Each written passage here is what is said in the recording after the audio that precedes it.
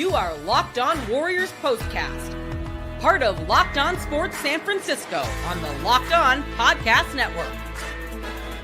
Your team every day. Yo, what's up, everyone, and welcome back to the Locked On Warriors POSTCAST. I'm your host, Eric Triple E Engel. You may know me as the former producer for the Murph and Mac Morning Show on KMBR. And tonight, the Golden State Warriors may be turning a corner in 2025 as they get a huge revenge win over the Memphis Grizzlies, avenging their 50-point loss from their prior meeting. And you know what they say? It's a make or miss league. And without Stephen Curry, without Jonathan Kuminga after he goes down with an injury in the second quarter, the Warriors drained 23 three-pointers on over 50% shooting from deep.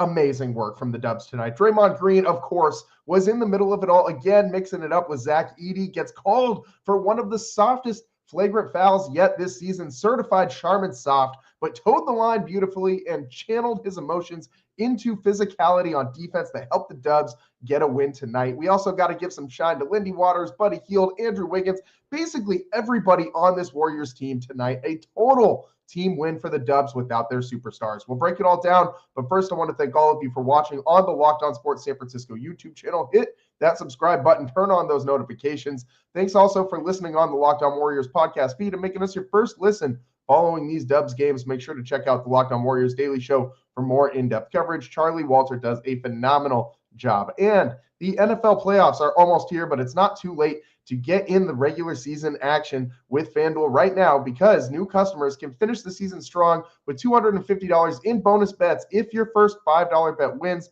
Just visit FanDuel.com to get started. In this one, the Warriors really came out shooting the ball really well from three, and they never cooled off. The Dubs in that first quarter, over 50% from three without Steph, and somehow they sustained that pace throughout the entire game. I was waiting for the shooting to fall off, and it just never did. The Dubs forced a ton of turnovers tonight, 9 in that first quarter alone, 22 in total against the Grizzlies. They hold the Grizzlies only to 113 points. That's a great work against the NBA's #1 scoring offense. And they did all this, keeping pace with the Grizzlies without Steph, without Kuminga, and with Draymond navigating some of these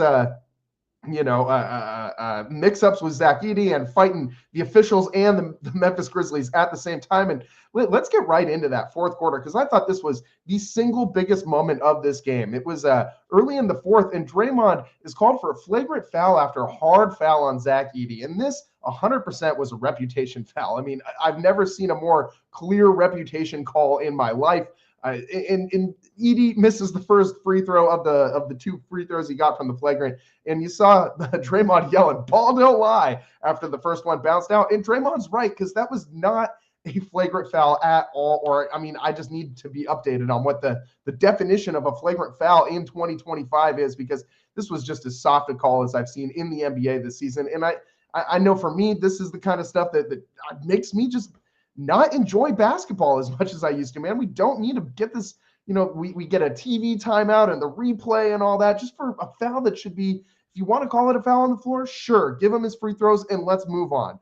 But to go through all the replays and to see if he maybe might have made some contact, like, dude, it was a hard foul. Draymond just made sure that Edey didn't get that shot up. And by the way, Zach Edey fouled him first on the same play, pushed Draymond right in the back out of the way of that rebound so that Edey could get the offensive board in the first place. So Draymond, I don't know how he gets called for this foul, other than the fact that he is Draymond Green. On the broadcast, you even heard Fitz say, if this is Lindy Waters, this is 2 free throws and we're moving on. And he's 100% right. It was just because Draymond, you heard the officials say it was because of the windup and the impact around the shoulder area. And the impact around the shoulder area was, marginal at best, like so slight that barely grazed his shoulder. I mean, if he even did touch him. So just insanely soft, insanely soft. And you saw Draymond laughing these calls off, genuinely laughing. And he bottoms a 3 on the very next possession. And on his way back down the court, you see him just yelling, screaming, hollering at the crowd in celebration. And at nobody on the court, nobody in particular, at least. And all of a sudden they call it tech.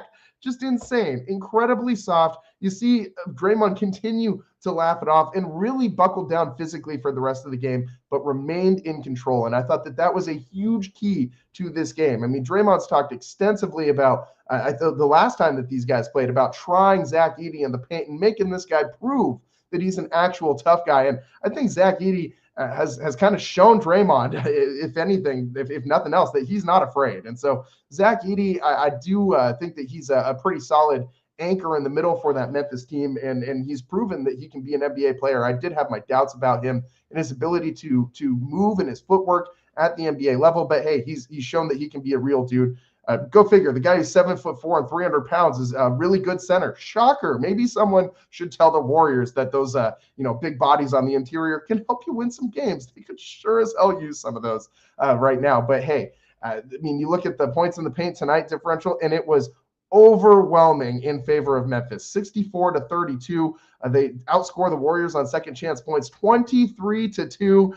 I mean, the rebound numbers way in favor of Memphis, 53-39. But the Warriors shooting the ball from 3-point range was the story in this one. So, I mean, 53.5% from deep. I mean, so many guys for the Warriors hitting three balls. Everyone who took one made one. Draymond Green, Andrew Wiggins, Dennis Schroeder, Buddy Hield, Jonathan Kuminga, Lindy Waters, Kyle Anderson, and Moses Moody. That's 8 different Warriors all draining three balls tonight. And most of them did it with a lot of pretty solid efficiency. The only guy who was not super efficient from downtown was Andrew Wiggins. And we got to talk about Wiggs, even though he wasn't super efficient from the 3-point line.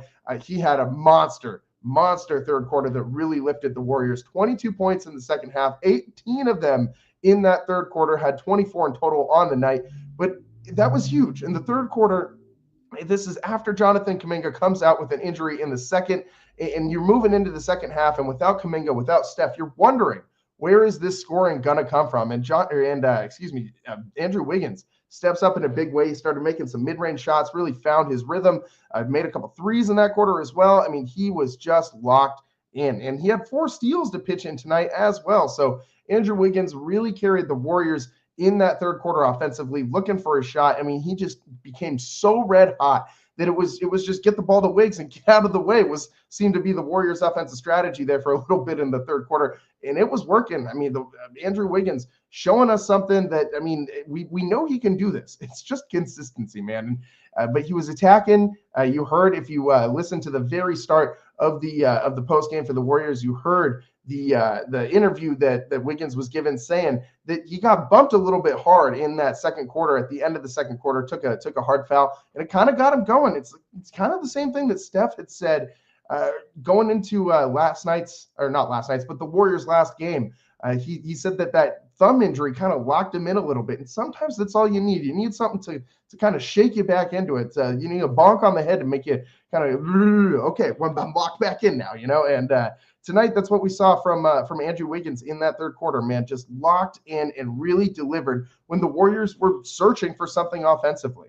I think that gave them a life raft when the offense kind of hit a little bit of a wall, had a little bit of a lull there to start the second half. And Andrew Wiggins, especially at the end of that third quarter, just really letting it fly. He kept the Warriors in this game when they could have gotten swung back in towards Memphis's way. And we've seen that a lot from this Warriors team. When the shots aren't falling and they start to get into these little sluggish possessions where, you're seeing a brick, you're seeing a turnover, you're seeing another brick, and the other team starts to make some shots. And that's when these games get away from the Warriors in the second half.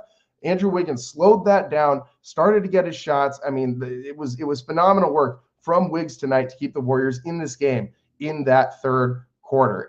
But again, it wasn't just Wiggs. This whole roster contributed. I mean, you had 6 different guys in double figures. You even had Pat Spencer giving you some great minutes. He had some Spencer on Spencer action. So he had his brother guarding him, and he was guarding his brother for 2 different stretches tonight. And that was kind of fun. Pat Spencer giving you some good minutes as well. He had a really fun assist, I thought, in the third quarter after driving and kicking into the corner for a slow-mo 3. And I mean, that was like the theme of the Warriors tonight. They seemed to be able to break the paint so easily. And then they were making all the right passes, kicking it out. The ball was finding the bottom of the net. And it was just phenomenal basketball to watch. This was Warriors basketball again. And this is what we said after their last game against the Sixers. It looked like the offense is back to playing Warrior-style basketball. With the three ball going in, it looks great. But have they turned a corner for real, for real? I mean, this is, we liked what we saw against the Sixers. This is the first time the Warriors have won back-to-back games since November. This is a big win against one of the NBA's best teams. Have they turned a corner? We'll answer that question next on the Locked On Warriors postcast. Today's show is sponsored by FanDuel. The NFL playoffs are almost here, but it's not too late to get in on the regular season action with FanDuel, America's #1 sportsbook, because right now, new customers can finish the season strong with $250 in bonus bets if your first $5 bet wins. FanDuel has so many ways for you to pick up a W. I love betting on which players will score touchdowns and how many points each team will score. It's been the best part of most of my Sundays now with how disappointing the 49ers have been this season, if I'm being real with you, man.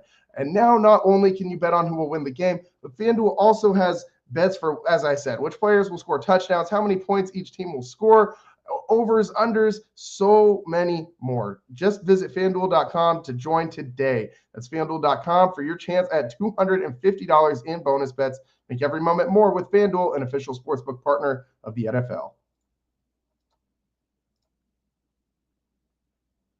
Welcome back to the Locked On Warriors postcast. I'm your host, Eric Triple E Engel, and tonight the Warriors find a way to win their 22nd clutch game of the season, tied for the NBA lead. They win 121-113 over the Memphis Grizzlies, and a great win tonight from the Warriors, and this has me encouraged. And maybe I'm just waiting to be optimistic here, but I really do think that this is the start of kind of something changing here with this Warriors team. The one thing that really stands out to me the most about this, the last two games in particular, is Dennis Schroeder seeming to find his fit in this offense, and it has completely changed how the rest of this team plays. And this is the one thing the Warriors were missing from this team. I mean, you think about how they played when they had DeAnthony Melton out there and how much more smooth this offense functioned, having that other facilitator out there.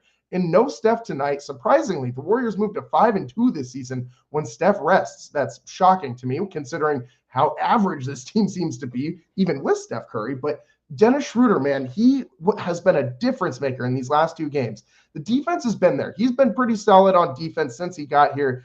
He's quick. He moves his feet, stays in front of guys. He's good at picking people's pockets, getting that hand in the passing lane. He's pretty solid on defense. But I mean, the three-point shooting tonight, 3 of 6 from deep, able to get into the paint over and over and over again, making some circus shots down there as well. 9 assists on the board, or on the night, to go with his 17 points, and a plus 15 plus minus. Schroeder was doing work. And I mean, I really enjoyed watching when he's running the floor in space, and he really helps the Warriors in that transition game. And that's something that was huge for the Warriors tonight. Even though they didn't completely run the Grizzlies out of the gym in fast break points, it was dead even 11-11.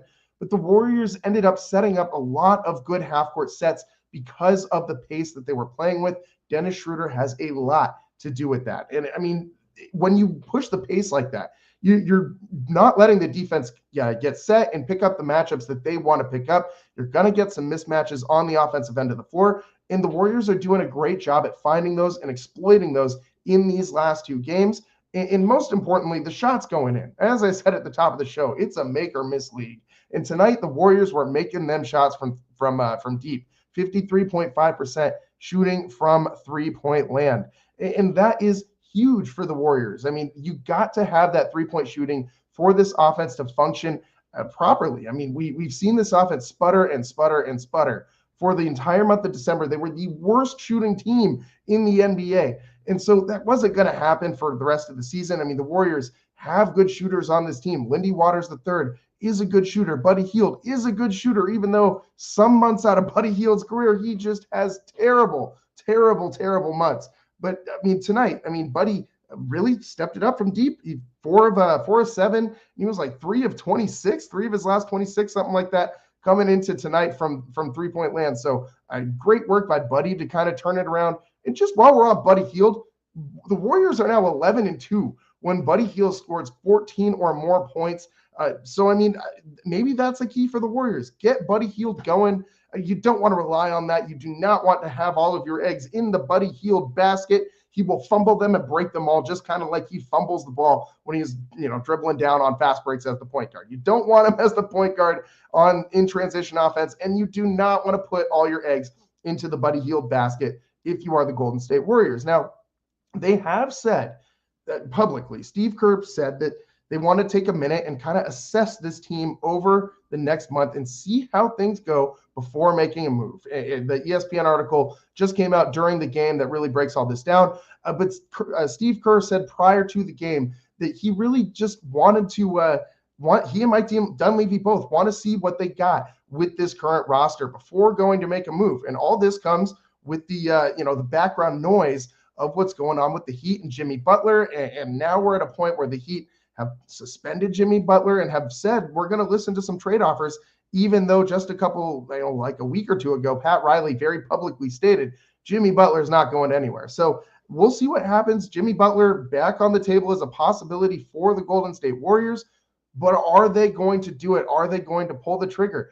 The team keeps playing like this. I absolutely do not think so. And that's a little concerning to me because I don't know that this is sustainable, although I do think they are turning a corner. I think ultimately, when it comes down to it in playoff time, you need another guy on this roster who can go win you a game. And right now, I don't think that they have that. Maybe by the end of the season, Jonathan Kuminga can become that guy.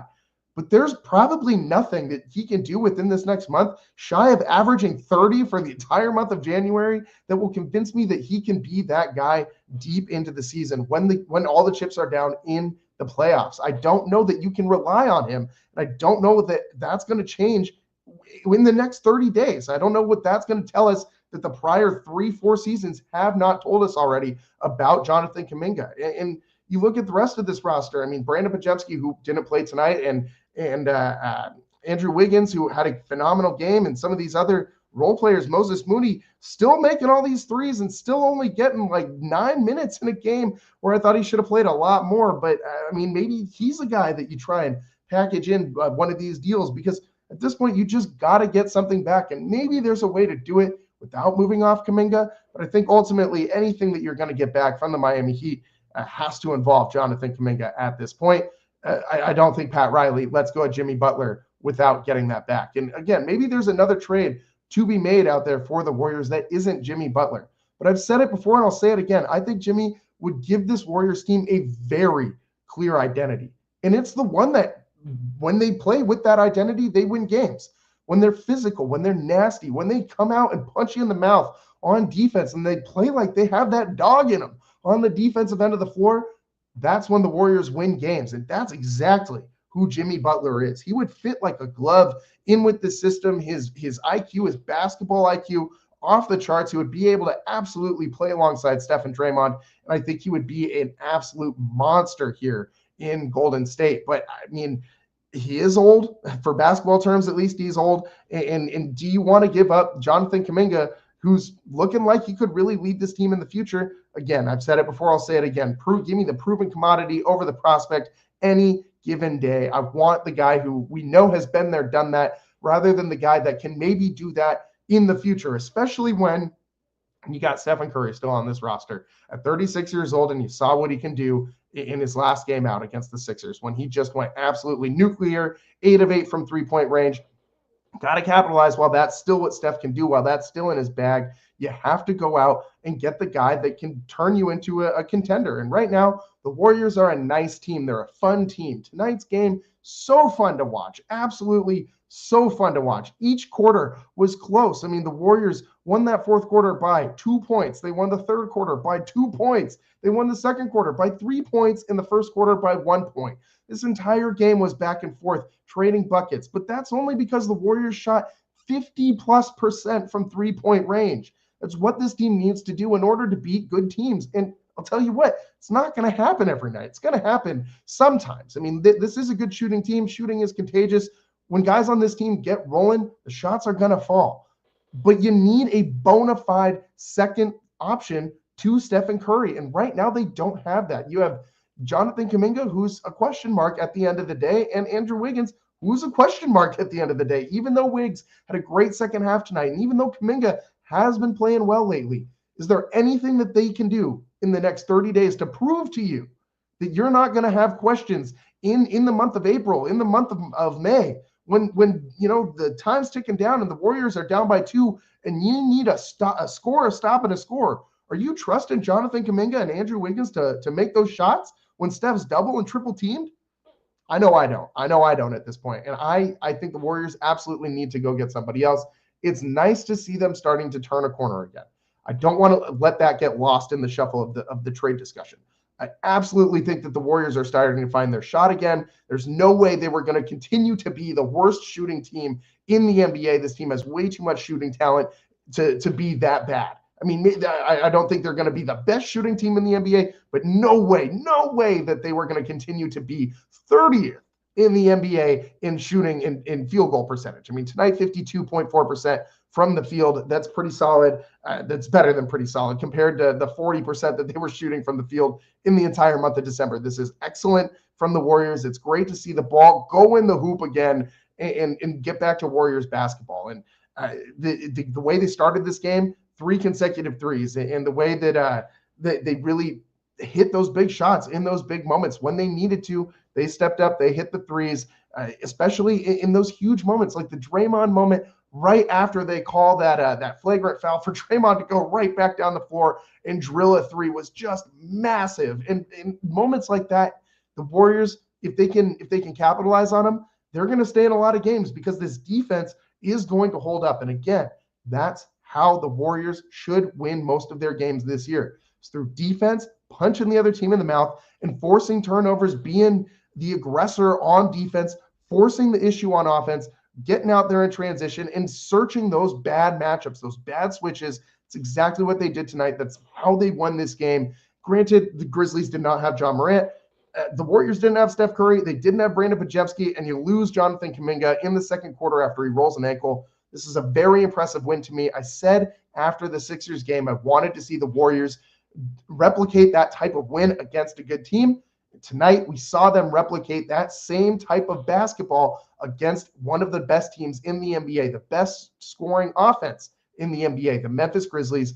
And man, it's not like Jaren Jackson Jr. wasn't still out there. I mean, he had 23, Desmond Bane had 22, and Jaren Jackson Jr., just an absolute monster, man. There was a play in the third quarter where Draymond tries to go and pick him up just inside the perimeter, and Jaren Jackson Jr. had Draymond back down inside that cylinder within like 2 seconds. And I don't know that I've ever seen another big man just work Draymond like that on the defensive end of the floor. I mean, Jaren Jackson Jr. Just menace all night tonight, 9 points, 11 of 21 shooting, and that was with some pretty solid defense all the way around him. He had a couple steals and a block as well. I mean, he's just so impressive every time I watch him, how big he is, how skilled he is. Phenomenal basketball player out there in Memphis. Does not get enough credit, in my opinion. I think Ja gets a lot of the shine, obviously, for good reasons, but Jaren Jackson Jr. is really the centerpiece, I think, of what the Memphis Grizzlies are trying to do. The way he plays defense, the way he can switch onto any position. I mean, the dude is super impressive and just physically might be one of the best athletes in the NBA.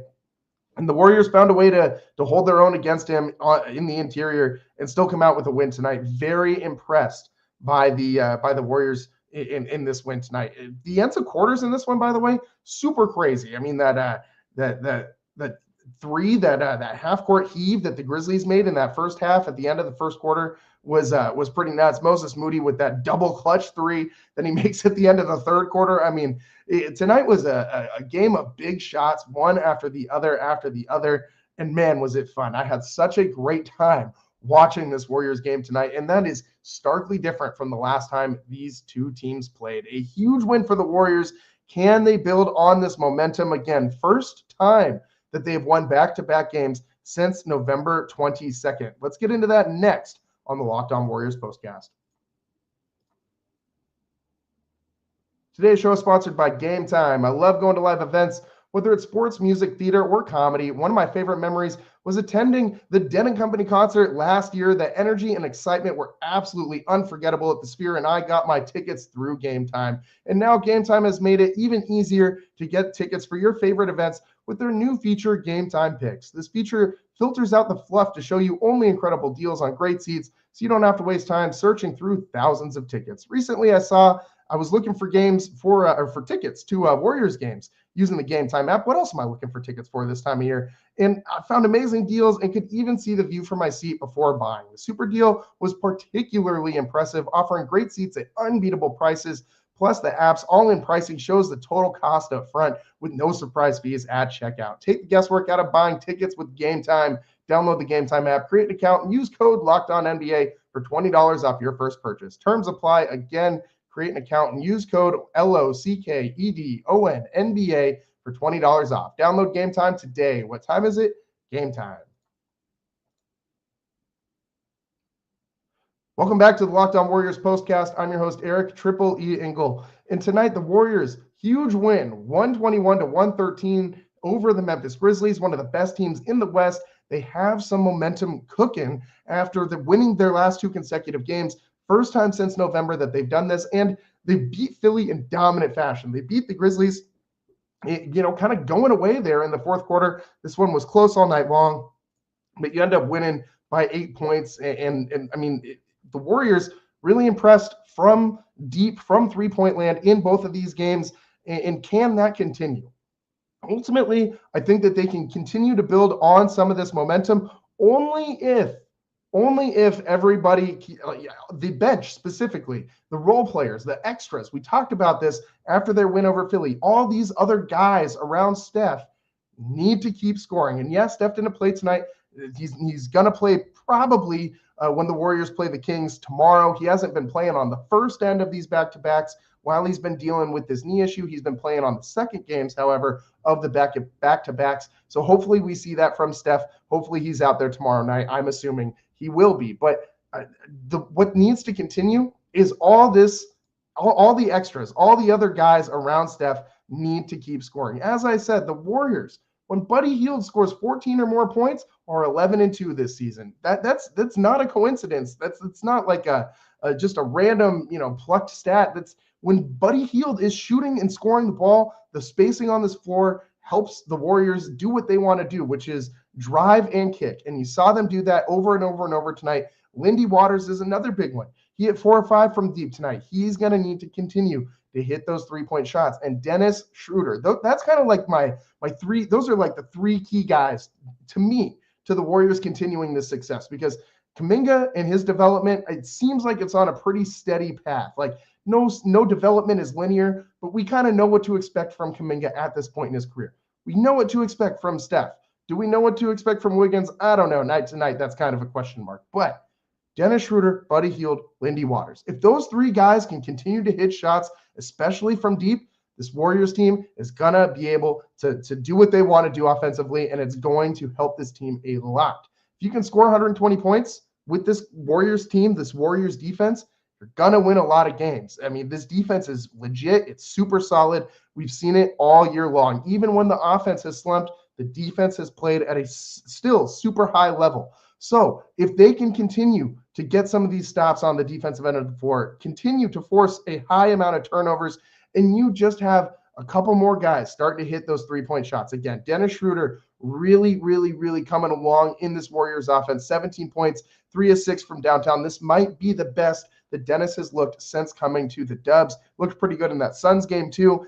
Just as of late, Dennis Schroeder has really been coming around. And I think this is why Mike Dunleavy and Steve Kerr wanted to kind of wait and see what they got with this Warriors team right now before going to make a move. They said, we're going to wait about a month before we really do anything that brings you right up to around the trade deadline. So hopefully the Warriors, in my opinion, they still need to make a move. Hopefully they do that, before the trade deadline so that they can have a legitimate number 2 option down the stretch in those playoff moments. You got to get there first. Got to get there first for sure. But I do think that the Warriors are going to be there at the end of the season, right? Whether that's the play-in or the playoffs, we will see. But one thing's for sure, you're going to need someone other than Steph Curry to make some shots down the stretch. Tonight, without Steph, The Warriors made all the shots down the stretch. I mean, every single big bucket seemed like they were making. Again, shoot over 53% from three-point land, shoot over 52% from the floor, and they win this game 121-113 despite losing second chance points 23-2, despite losing points in the paint 64-32, despite being out-rebounded 53-39. At the end of the day, it's a make-or-miss league, and the Warriors made them, the Grizzlies missed them. Warriors win tonight 121-113 over the Memphis Grizzlies. They play tomorrow night. They play the Sacramento Kings at home. So we'll be coming to you live doing a Locked On Warriors postcast as we always do after that one. We're also doing our last 49ers game of the season. So make sure you're subscribed to the channel. Make sure you got those notifications turned on so you never miss one of our postcasts. That's all the time we got for you guys today here on the Locked On Warriors postcast. I'm your host, Eric Triple E Engel. We'll see you next time. Peace.